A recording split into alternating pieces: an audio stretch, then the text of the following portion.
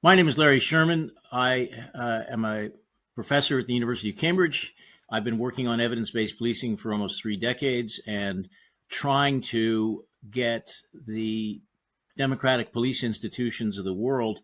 to be making the best possible choices in a period in which demand greatly exceeds supply, and trying to focus on how we make decisions on what to do and how to do it, beyond those which engage current practice. So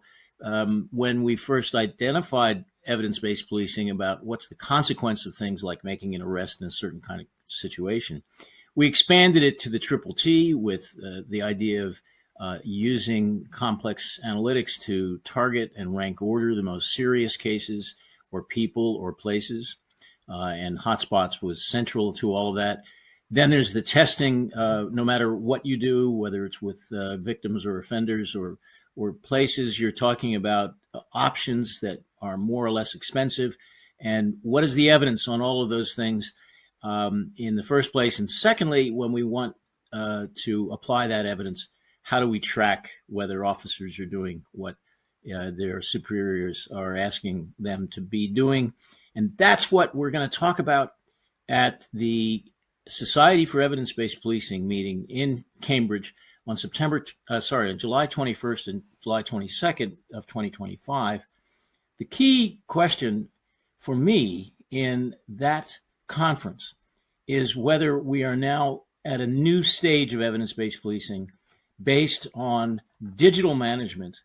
of each officer's activities on a minute-by-minute basis, so that we can make sure that the officers know exactly where the evidence should lead them and what they can be doing when they get to a scene interacting with human beings.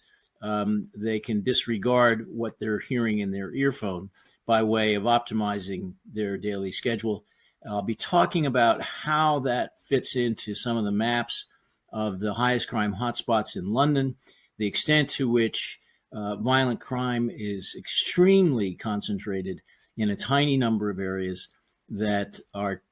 current approach to mapping in cities around the world is really too imprecise to make the best use out of that information, and how we use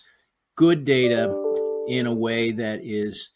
useful for police officers and effective for communities is the kind of thing that we can